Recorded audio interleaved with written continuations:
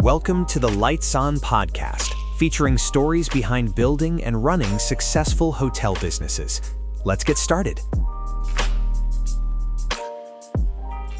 Welcome back to the Lights On podcast. I'm Kin Seo, CEO of Lights On, and your host today. On this podcast, we share stories from across hospitality about building and growing hotel businesses. This episode is sponsored by Lights On. Lights On helps hotels grow revenue more consistently by managing pricing, distribution, and digital marketing together. We help hotels identify new revenue opportunities so they don't leave money on the table. We also run the full revenue and marketing operation so the team on the ground can stay focused on the guest experience. If your hotel needs more revenue growth, visit lightson.co to learn more. So before introducing today's guest, I want to give a big thank you to Rose from Stayntouch for actually bringing a really good guest today. Please go check out their website at www.stayntouch.com, and they are one of the fastest growing PMS in the industry right now. My guest today, no surprise, is Jacob Messina, CEO of Stayntouch. Jacob started his hospitality career in restaurants and front desk at 15, graduated from Canals Hotel School, and built Loews Hotels' entire digital marketing practice from scratch. After that, he moved on to MCR Hotels, overseeing technology across 150 plus properties. And from there, he took the helm at Stayntouch in 2022. And Stayntouch since then has been taking the hotel world by storm, posting record growth and becoming one of the fastest adopted cloud PMS platforms in the industry. Welcome, Jacob. Yeah, thanks for having me here today, Kim. Appreciate it. Yes. Yeah, so let's start it with your beginning. You started working in the hospitality industry, in the kitchen space, front desk, as a teenager before you went to Canal. What did you learn about running a hotel from that experience that Canal did not teach you? A lot. I think it's really important for everyone to experience the hotel and restaurant industry at a line level before you ever think about being in strategy or management. Being able to see how hard individual team members are working around the clock, whether it's in kitchens, front of house in restaurants, front desk to bellman to housekeeping in hotels.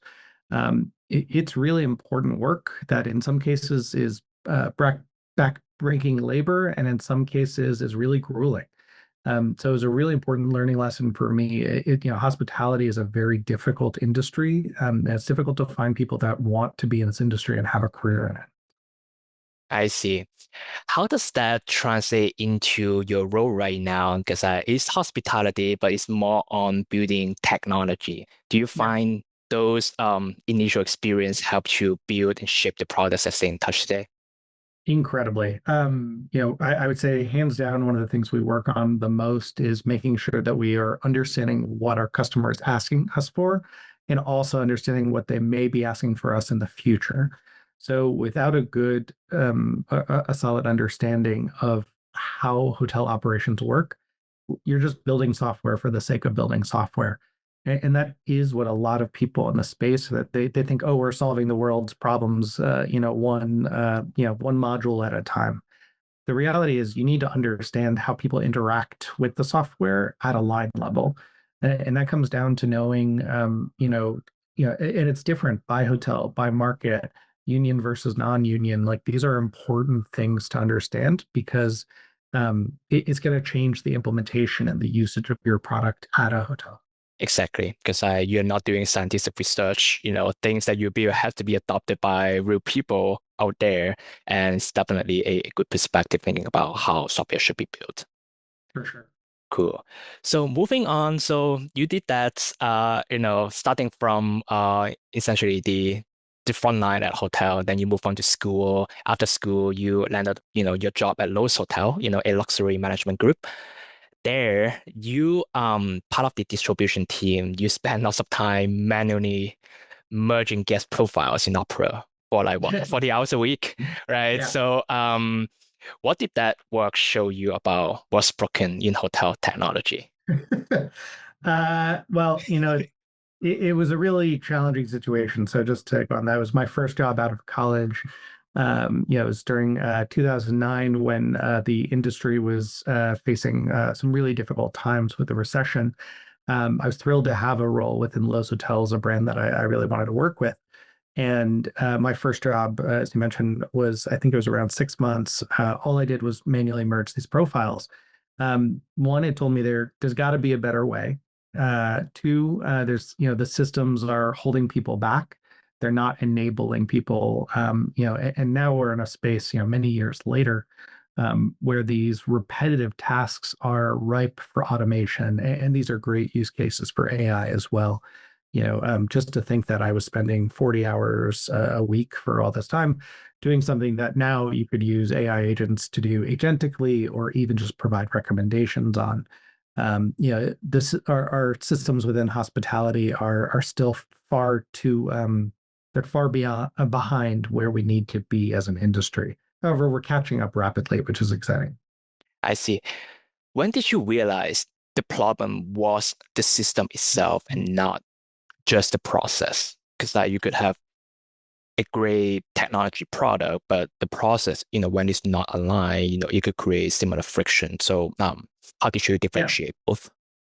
I would say it was pretty easy to spot the problem here. So one of the problems here was that looking at these profiles, it was actually up to the user, in this case me, to make a distinction of is there enough information between these two profiles that it's the same person. For that to be a completely subjective process is not great. It leads to errors, and you can't automate those kind of things. So, at that time, I was doing things like creating a rubric for when we do these. Now you need those in order to automate. However, part of the problem there too is, merging a profile in Opera V5 is not an easy process, and it requires multiple screens, multiple clicks. And to do that thousands of times a day is just busy work. So, that is where, like when at Stayntouch, what we do a lot of is, all right, here's something that used to take 9 clicks. How can we do it in 2 clicks? How can we really shorten this experience? And even just that is giving someone time back to interact with a guest, to think about how we're going to delight and surprise the guest, with their next, stay. It's the stuff that we want to be doing more of hospitality, not the back of house operations component. Yeah, and really to show the context, I think a story will be great. So, Yeah. time fast forward to MCR Hotel. So there was a occasion where um there's a time you find out you are opening I think it's like a Hilton sub-brand hotel, and literally like a week before opening, Yeah. the whole inspection failed, then you have to go independent. And I think that's kind of the first experience that you encounter with Stay in Touch as a customer, not as the part of Stay in Touch. What is the experience like? Sure. So the story you bring up there, Ken, is an interesting one. So we, in the role that I had at MCR, we were managing and owned branded hotels and independent properties. Our independent properties ran on Stay in Touch, and we had a great partnership there. That specific property you mentioned was supposed to become a soft brand, and for multiple reasons ended up surprisingly not becoming one. So at the time, I got a call saying, all right, we're going to go independent, and the hotel needs to open in 8 days. Trying to stand up an entire independent tech stack is something that generally, in best case scenarios, you spend 90 days on. However, you're happy when you have 6 months to do it. So it really forced me and my team to think, all right, we have 8 days. We can't not go live or not open the hotel. We have to have a continuous operation. And it's really where the technology versus the partnership comes in. I had an extraordinarily strong relationship and partnership with the Stay in Touch team. And as a result, they were able to move mountains to make that happen. Now, that's great and all if you can do this every now and then. But the question is, how do you productize that? So years later, I moved into the seat of running Stay in Touch. And this is one of the questions I posed the team. It used to be you had 120 days, then it became 90, then it's 30, now it's 8. What if that becomes the normal? How do we shorten our processes and provide our customers with the tools to be able to set things up on their own, to be able to learn how to use the system? So we launched our Stayntouch Academy, which has online learning. This years ago. And we built out configuration tools which let hotels go live in as quickly as 48 to 72 hours, should they need to. Gotcha. So through that experience, because I now you were at the customer seat to stay in touch, now becoming part of the team. So obviously the whole transition and implementation, kind of what you mentioned, from usually take months. Your target is trying to shorten that 2 days, right? So aside from that, were there other big surprises when you joined Stay in Touch? Just seeing how the team was thinking at the time versus a customer mindset. What other surprises did you find, and how did you solve those? Yeah, I think there's going to be things you uncover as you go in any company you join. One of the big areas that we focused on at the beginning is, using some of my background and my history in the space to make sure that we were speaking the same language as our customers. And that comes from first listening to customers, to make sure that you're solving real problems. I find often software companies create a problem just to solve it. And we don't want to be that kind of company. So a lot of what we did is make sure that we were listening to customers, understanding where their challenges were, but also where the opportunities they saw. That didn't mean that we needed to be the company to solve all those things too. And I think that's also an important mindset that more software companies need to adopt. There's this thought that I need to be all things to all customers or all people. I don't personally believe in that mindset. I believe it's important to be really good at what you do, and then bring in partners for the areas that you need to expand and show that unified front with the customer. So that's why we've always leaned into, we don't need to go build it. We can just partner with the other people that have done a really great job and are excelling in the space, and then bringing that joint solution to market. Yeah, that makes a lot of sense. Like, kind of being going deep and focused on, one lane, and kind of bringing in other champions and people good at other lanes, right? And Yeah. And it obviously kind of that goes drives. Yeah, and it kind of goes. We try to adopt as a result this very consultative approach. I mean, oftentimes, a conversation will start, that I'm part of, will start about the property management system. However, I often, and I enjoy spending time with customers and helping them redesign their entire tech stack, and that's where we can be consultative, make recommendations based off of a unique property or set of hotels. What are the right systems? It's different every single time, and that's important. Yeah, and I'm curious how that philosophy might have changed over time, because I stay in touch. I think it's been around for over a decade now. It started, I think, founded back in 2012. Mhm. Essentially, it's a group of people coming from opera, right? So I'm curious, in the what you mentioned, how does that tie back to the creation of Stay in Touch, like, more than a decade ago, right? Like, how much of that, the current product roadmap, that's still shaped by what those founders saw wrong, and probably one of the reasons why they left the legacy system, trying to rebuild one, right? Does that change over time? What have you find? What have you learned along the way that kind of changed the roadmap or the philosophy over time? Yeah, it's a great question, Ken. I think any company that's not changing over time is going to be left behind. So we do make sure that we are adapting as the market changes and as hotels change. However, if you're just changing for the sake of change, it doesn't work. So we have a number of core principles within the organization which stay as our differentiators. For example, customer support is incredibly important to us. That is something that will never change. We want people to be talking people to people, and really getting people in touch with those that can help them as quickly as possible. So, like, you call our support line, it's not a phone tree, wait for this person or get a call back. Within seconds, you're going to be connected with someone who can help you. That's a really big piece of what we do. And it's very different than how other PMS companies operate in that space. I would say our integrations focused is another big component of that. Again, like I mentioned earlier, we're not trying to be all things to all people. So it's important we have really strong integrations to other companies. And a big part of what we've done there is we don't charge for them. That's something that will remain a constant within Stayntouch. And then third, I would say is the other core principle is around intuitiveness and easy to use. Many systems out there, especially the legacy property management systems, it takes weeks, months in order to learn them. I could speak to that from experience when I was, working at the front desk, and even in later parts of my career. I've used 12 different property management systems in my career to date. Um, you know, that can't happen anymore. We need systems that someone can walk in from another industry and be able to use, even if it's your first day working in a hotel. The cost of training someone over weeks and months is extraordinary. So anything you can do to shorten that is really important. And we do make those our three core principles across everything we do. Yeah, and honestly, in our industry in hospitality, right, like the turnover rate for labor is around 75%.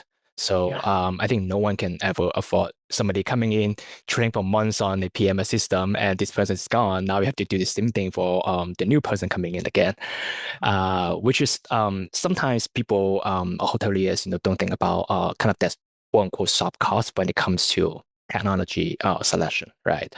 Which well, I think recently, like there's a good case study in our local market in Hawaii. I think you guys kind of, again, doing some crazy magic again. The Waikiki Circle Hotel, they were at the time of transitioning to a new management group, and as part of that, they adopting Stay in Touch as a new PMS system, and you guys did the whole deployment and transition in 3 days, which is kind of unheard of in in our local industry here. Like, can you share more about what that experience looked like and why you guys could do it in like 2-3 days versus like other systems or other transition it has to take months? Like, what's the key thing that drives that efficiency gain? It's a great question, but with a very complex answer. And we could take it in a number of different ways, and maybe I'll take things there. So one is we have a really top-notch implementations team. We're not just selling you a piece of software and saying, go have fun, hope it works out for you.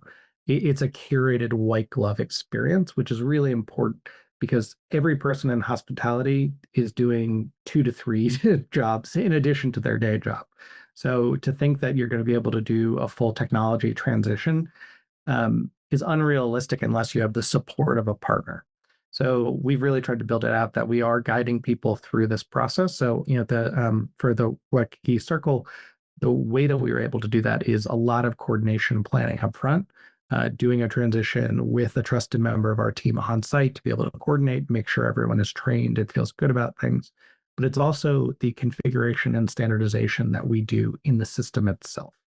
That goes a long way, especially when you're part of a group like Castle, to be able to build out standards once that can be easily copied and pasted across your different properties. That goes a long way, to get a hotel live very quickly, but also for a year down the road, ensuring that you have consistency of all of your rate codes, market codes, transaction codes. That's where like the devil in the details can really come out long term if you're not taking a strong focus on that up front. I see. So how did the staff training work? Because again, like lots of the hoteliers, right? When I think about transitioning, I think just thinking about bringing the team along, learning new systems, I think that's always one of the biggest hurdle. So how did you guys approach staff training during such a short transition period? Sure. So well, a couple different ways. So we have an online learning academy, which is highly configurable based off of the type of hotel, the type of business that they do, and where they're located. So that can all be done ahead of time. We'll also do, and the nice part about that too is managers get readouts to make sure that their employees are doing the work ahead of time, so they can be successful for a day of go live. We also have on-site support, which will do additional training. The reality is making the system more intuitive makes all these steps a lot faster and easier. To be honest, we have hotels that go, hoteliers that start using our system who have never they've never worked in a hotel before. Maybe it's their first opening, and they're able to understand how Stayntouch works because it is intuitive to do a check-in, and that takes about an hour to be proficient at our front desk module, and just to be able to go through the screens like that. So that amount of training being condensed really does make it for a smooth transition and an easier opening on that front. Yeah, and it in my opinion, I think sometimes the onboarding speed and cost, it translates directly into cost saving that people sometimes don't think about. Yeah. And this is the part where it really shows, especially the team on site, the property can start using the new PMS effectively versus like months down the road, occasions or experience that we heard is like, people still don't know how to use the system, months after the transition. It just felt like lots of money left on the table because I think Yeah. one premise about a effective PMS is not just being the source of truth of all the data, but also opportunities to start creating upsell or additional revenue opportunities. Like if the team is not really understanding all the features presented, it just like money left on the table for sure. Well, and on that front, Ken, so it used to be that property management systems, they did like a release every 1 to 2 years of new functionality. And that is very different in the cloud space. We do releases every 4 to 6 weeks. So it's really important that hoteliers are staying on top of new feature releases, but that's very difficult to do. So not only do we have like release notes and everything there, but we also have a customer success team that works with all of our customers to make sure that they are aware of the new features coming out. So, again, a situation like Waikiki Circle, on day one, they're not going to be able to get everything up and running and using the full breadth of the PMS. That's when they move to our transitions and then our customer success team that, they really roll out, what is your 60 days post go live? Here are things you want to be testing and trying. And then you move on to our customer success, which is the long-term management and making sure that, when a new feature that's going to be great for your hotel, you don't miss it amongst others and things like that. Yeah, interesting that you mentioned your current, the product, the future release cycles being like in the 4 weeks, right? I knew at some point you guys could go as far as like 2 weeks turnaround. Like what? It's kind of counterintuitive that you actually like you did not go as fast as you could, but instead you actually like make it slower to like 4 weeks, which Yeah. is still like so much faster than a traditional PMS. Like what's the decision behind that change? Yeah, so there's a couple things that are weighed there. There's always like a quality versus speed is one. So we always want to make sure that we're releasing top quality product and it's not going to break other things down the line, integrations, et cetera. And then last, the most important I would say is that um, our customers have information overload, and we're aware of that. We are one very crucial part of their technology stack, but there's also many other players who also have different release cycles. So to think that a hotelier is able to stay on top of the release notes of 6 or 8 different systems, that is a very difficult task, and that's a full-time job right there. So we do try to make that much simpler. It's why we do scheduled releases. It's why we work through with our customer success team. So that way, you're not missing out on an upside or a new functionality or feature that's been released just because you missed a single set of release notes.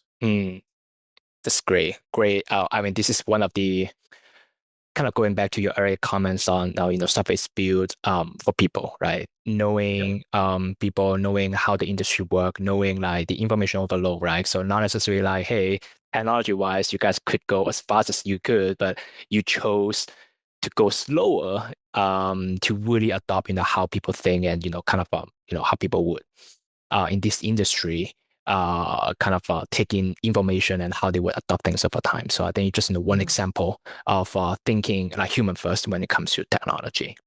Definitely. Yeah. The other part, and I think you kind of mentioned that in some past interviews and all that distribution is one of the most overlooked functions in hotel technology. Why does that matter? And I asked that particularly for lots of our independent hotel audience because lots of the hotel owners in the independent world, they did not grow up professionally in the hotel industry. So sometimes like when it comes to revenue management, distributions, these concepts are very foreign to them. So can you explain like why distribution is often overlooked and like what revenue were left on the table if a owner did not think about this the right way? Yeah. So that was a really critical part of my career. After I thankfully graduated from manually merging profiles, I was part of a distribution team at Loews Hotels, and it's where I got to really learn. It's kind of like you learn how the sausage gets made in hotel technology. It's how systems are integrated with one another, where those integrations fail. And then you get into the onward distribution, how you're getting your rates, your ARI availability rates and inventory to the likes of wholesalers, OTAs, et cetera. And I think that, as I mentioned, distribution is often overlooked or it doesn't get the attention it deserves because people are focused very much so on the likes of Expedia, Booking.com, and their OTA partners. And it's important to have a focus on making sure you're getting the most top line out of them. However, distribution is an area of controlling your channel management where you can work on improving the bottom line, improving your cost of goods sold, making sure that your channel mix is in a better place. Obviously, they're historically driving more direct business is always for the best, and that's something I highly recommend to all independent hoteliers is thinking about what it is that you can offer that's different than your third-party distribution partners. Have that value proposition built out, and make sure that it's lucrative enough. You know what you're paying your OTAs. Why wouldn't you pay a similar amount or a portion of that to get business direct? That's an easy way to think about how do I make channel shift happen. And then the way that I always look at it is I like to stack my my lowest cost of business, which is obviously a direct channel, down to my highest cost of business, and then you start optimizing and moving people from highest to lowest or highest to medium and then to lowest. That channel shift and channel mix is really critical to drive profitability, especially in the Hawaii markets, which are an OTA dominated territory and have a big footprint. It doesn't mean you can't partner really heavily with the OTAs to drive business, but you need to do it in a profitable manner and make sure that you're not driving unprofitable business to your hotel. Yeah. And the way to start thinking about it is, I think to your point, we internally sometimes we call it the cost of acquisition, right, by Yep. channels, right? It's just before knowing that, it's hard to know like, oh, a hotel could be getting a lot of businesses, but if it's not coming the right way with the preferred channel mix, the whole OTA reliance conversations, right? Like then it Right. could cost a hotel more than they would be expecting. Yeah. I mean, I can't tell you how many times I saw hotels that were thrilled that they've driven, X amount of occupancy or, RevPAR. And these are important metrics, but they're not end all be all metrics. RevPAR, for example, is one that can be very easily distorted. It doesn't take cost into association. So you can be driving great RevPAR, but you could still be underwater in terms of the cost that you're putting out there in order to drive that. Yeah. Um, Beyond the channels, right? So when it comes to revenue, I think the other part that people not thinking enough about is the ancillary revenue, right? All of the channel distribution that we mentioned, they're all kind of focused on the room revenue, right? But I know there are ways that, especially the market is kind of getting in a downturn right now, people are thinking about additional ways to drive more revenue streams. Like um, what should a hoteler think about, right? When it comes to leaving money on the table, finding ways to get more revenue stream. What are the ways, especially using technology, let's say in touch, right? What are the like additional things Yeah. that hotels should be thinking about? So that's an area that we spend a lot of time, especially in markets that are facing headwinds and challenges. Sometimes you're not going to be able to hit your top line revenue just by heads and beds. So it's how do you extend that and have other things that you're offering to customers. So what we've done at Stayntouch is we have a bit of a tool set that's offered within our PMS for free, including the number one that from a revenue generator is our upsell module. This is included in our subscription cost. It's part of a mobile check-in flow that allows someone to upgrade their rooms based off of specific attributes, and you can set and configure that. It's all inventory controlled. And then there's also the ability to add activities and add-ons too. Those are great ways to drive additional revenue for a hotel. And it's important to do it in a way that you're not paying exorbitant commissions or transaction costs and things like that. So these are things that if you work with your partners and find the ones that are not going to be charging you for these, it's a great way to drive additional revenue and have little or no cost to the hotel. Gotcha. So sometimes it could sound like a lot, from a hotelier perspective. Now it's trying to find ways to connect all these ways to drive additional revenue. Um, and I know that Stayntouch, might have some features that kind of help with the integration. Talking about your philosophy on helping, the consultative approach of helping integrating with different vendors or partners to make some of those happen. So, are there like particular ways that Stayntouch help with implementing some of those additional revenue streams? If like, let's say a hotelier now they think about way about building a package, adding experience, doing some sort of cross selling. What are the ways that Stayntouch can help be the almost like nerve system to connect all of these together? Yeah.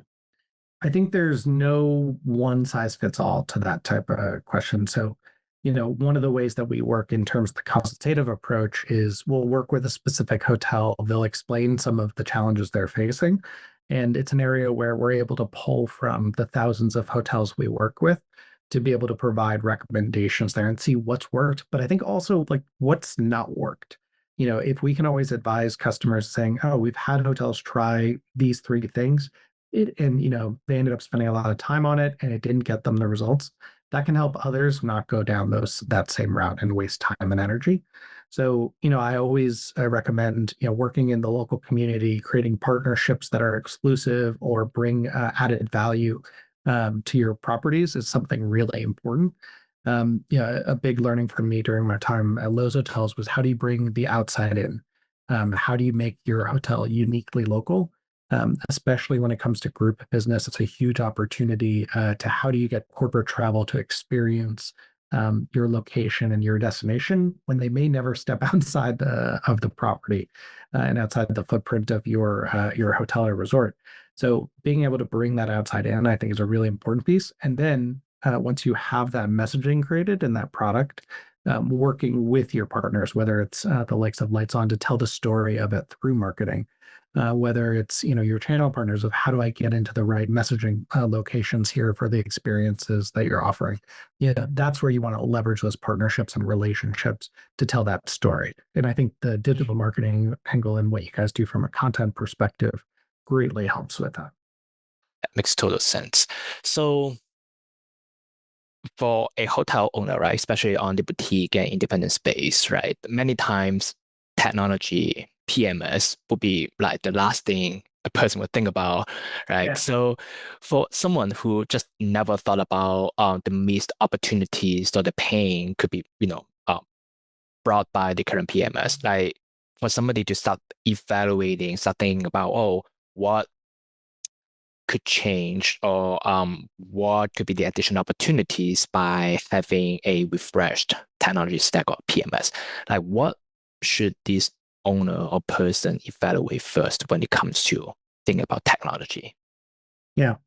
I think it's important whenever I get asked that type of question fairly often when I'm talking to hoteliers.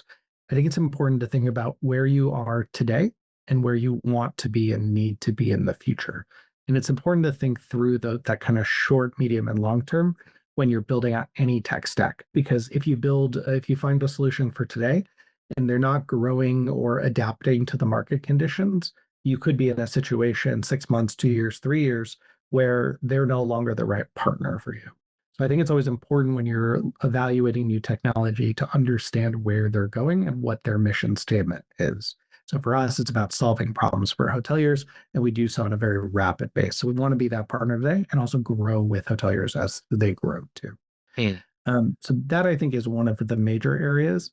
And then, in terms of like the position we play, it's not always just about what Stayntouch can do for a hotel. It can be the other solutions that we enable access to. So, for example, we have 1,200 integrations that we offer at no cost to hoteliers, and that allows them. And we also have a fully open API. So, if you find an a partner that's already integrated with us, it's very easy to set up. However, if you find a partner that we haven't worked with before, they can easily write to our APIs and be up and running in weeks and months at that point too. So it allows boutique hoteliers to define a tech stack that works for them. Mm. It's one of the greatest parts of not being a branded hotel, and that you have that flexibility of your technology, and you can build something really unique that speaks to your guests and your employees and the way they need to use technology. Yeah. Just curious for hotels that finally make the switch, from other PMS to Stayntouch. What what's the most common thing these hotel owners would say they wish they were done sooner after they make the switch?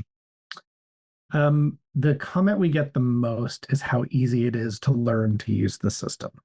I think people are used to on-premise and legacy systems where it takes months, and it takes that long for people to feel comfortable. Changing a PMS it can often be a stressful situation. It doesn't need to be, but it's a mission critical system for a business that's running 24/7. So we get a lot of comments about how smooth. Everyone thinks it's going to go poorly, and but we do hotel transitions to stay in touch when they're running 100% occupancy with no issue. And then I think people assume that it'll be 6 months before they hit maturity of using the product. But in reality, because of that intuitive nature and easy training, it can be a week or 2 weeks before people hit that maturity level. And that I think is a really big surprise for hoteliers. Yeah, great feedback. Thanks, Jacob. So I have one last question for you. And before I ask it, I just want to again point our listeners to your website at www.stayintouch.com just to learn more about what this PMS, is capable of. It's honestly a super intuitive. We do have lots of clients adopting Stay in Touch and have good experience of that. So, last question for you, and I know that we've been partnering, collaborating with lots of the our mutual clients in the island in Hawaii, and people always said Hawaii is such a unique, different market from everything that you would see from other regions, right? So, what have you learned navigating the difference and the challenges here, and who are the best champions for you as you are kind of adopting and are helping hoteliers see adopting Stay in Touch? Yeah, so I would say in the Hawaii and markets, it's obviously one that they've been challenged just with some of the overall kind of macro market trends have impacted. So, we have some great customers, whether it be Castle and McNaughton, have been really solid users of our platform. And one of the things I find with them is they're not shy about asking us questions and asking what's working for other hoteliers. What do they see as trends or opportunities that may be able to take advantage of? And I always find that having that open dialogue and conversation versus a vendor relationship that's just fully technical and tactical is really important, and it makes our team feel bought in to help them win. And so we're often bringing things to them in terms of, oh, how can you do better packaging, or does this work for you? Sometimes it's not going to be the right fit, but we want to be that consultative partner and proactively bring ideas on how you can best use the technology. I think for the Hawaii market especially, because there is, it's obviously a beautiful destination, having a really strong upsell strategy, being able to have very clear definitions and room types and be able to showcase those benefits. That's something that I know that the McNaughton Group has done a really great job of in using our system and being able to upsell there. It's a great way to drive additional revenue there. Yeah, great feedback, great feedback. And our listeners from Hawaii definitely take that to your heart when it comes to thinking about technology, and especially like what's still unique about our market, and what you should how you should take the best advantage out of it. Yeah, So I thank you, think Jacob. Oh, yeah, sorry. I was just going to add, another piece of that too. Just one last piece is content. Really important. It's one thing to say I have these amazing rooms. To be able to tell that story is incredibly important. So I think that's where technology and the content really come together. is very important there. Yep. So. Great feedback. Thank you, Jacob. We've been talking to Jacob Messina, the CEO of Stayntouch. Jacob, where can people learn more about you and Stayntouch? Please feel free to reach out via our website, stayntouch.com, or for the Hawaii markets, the infamous Rose Serrato is a great resource there, and she knows the market incredibly well. Yep. Everyone knows about Rose here. Yeah. All right. Thanks, Jacob. Wonderful. Yep. Signing out. Appreciate it. Thanks for listening to the Lights On podcast. We'll see you again next time, and be sure to click subscribe to get future episodes.